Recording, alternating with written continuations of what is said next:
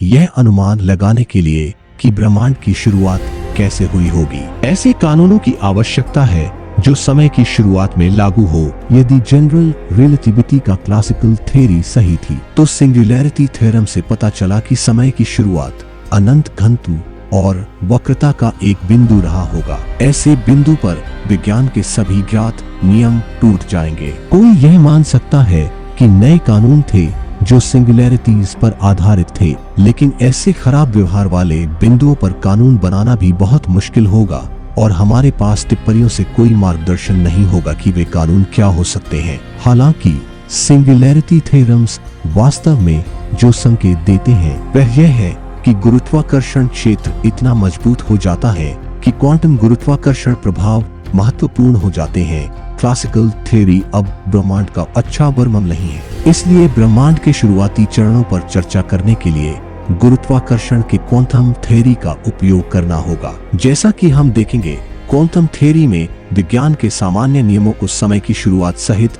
हर जगह लागू करना संभव है। सिंगुलैरिटीज के लिए नए नियम बनाना आवश्यक नहीं है, क्योंकि क्वांटम थ्योरी में किसी भी सिंगुलैरिटीज की आवश्यकता नहीं है। हमारे पास अभी तक एक पूर्ण और सुसंगत सिद्धांत नहीं है जो क्वांटम मैकेनिक्स और गुरुत्वाकर्षण को जोड़ता हो। ऐसे ब्रह्मांड के रहस्य जानने के लिए सब्सक्राइब कीजिए gender universe space documentary channel को और जुड़िए हमारे साथ है जो ऐसे एकीकृत सिद्धांत में होनी चाहिए। एक तो यह कि इसमें फेनमैन के प्रस्ताव को शामिल किया जाना चाहिए। इतिहास के योग के संदर्भ में क्वांटम थ्योरी तैयार करें। इस दृष्टिकोण में ए से बी तक जाने वाले कण का केवल एक ही इतिहास नहीं होता जैसा कि क्लासिकल थ्योरी में होता है। इसके बजाय इसे अंतरिक्ष समय में हर संभव पथ का अनुसरण करना चाहिए। इनमें से प्रत्येक इतिहास के साथ कुछ संख्याएं जुड़ी हुई है। एक तरंग के आकार का प्रतिनिधित्व करती है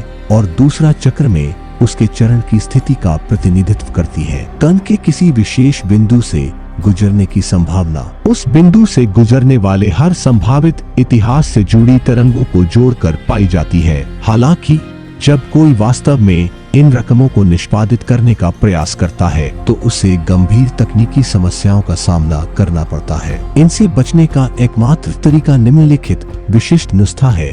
किसी को कण इतिहास के लिए उन तरंगों को जोड़ना होगा जो वास्तविक समय में नहीं है, जिन्हें आप और मैं अनुभव करते हैं लेकिन काल्पनिक समय में घटित होते हैं। काल्पनिक समय विज्ञान कथा जैसा लग सकता है, लेकिन वास्तव में यह एक अच्छी तरह से परिभाषित गणितीय अवधारणा है। इतिहास पर फेनमैन के योग के साथ तकनीकी कठिनाइयों से बचने के लिए किसी को काल्पनिक समय का उपयोग करना चाहिए। इसका अंतरिक्ष समय पर एक दिलचस्प प्रभाव पड़ता है।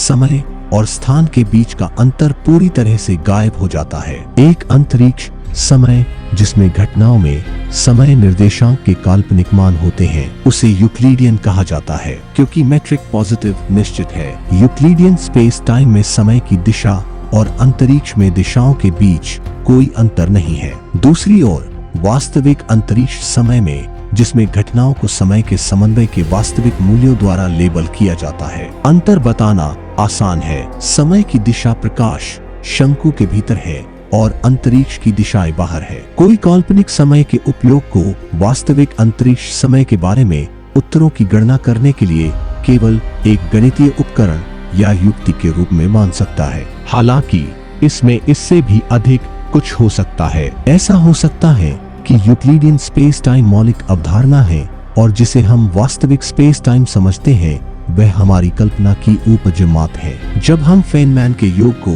ब्रह्मांड के इतिहास पर लागू करते हैं तो एक कण के इतिहास का एनालॉग अब एक पूर्ण घुमावदार अंतरिक्ष समय है जो पूरे ब्रह्मांड के इतिहास का प्रतिनिधित्व करता है। ऊपर उल्लिखित तकनीकी कारणों से इन घुमावदार स्थान समय को यूक्लिडियन माना जाना चाहिए, अर्थात समय काल्पनिक है और अंतरिक्ष में दिशाओं से अप्रभेद्य है। किसी निश्चित गुण के साथ वास्तविक अंतरिक्ष समय खोजने की संभावना की गणना करने के लिए काल्पनिक समय के सभी इतिहासों से जुड़ी तरंगों को जोड़ा जाता है जिनमें वह गुण होता है। इसके बाद कोई यह पता लगा सकता है कि वास्तविक समय में ब्रह्मांड का संभावित इतिहास क्या होगा।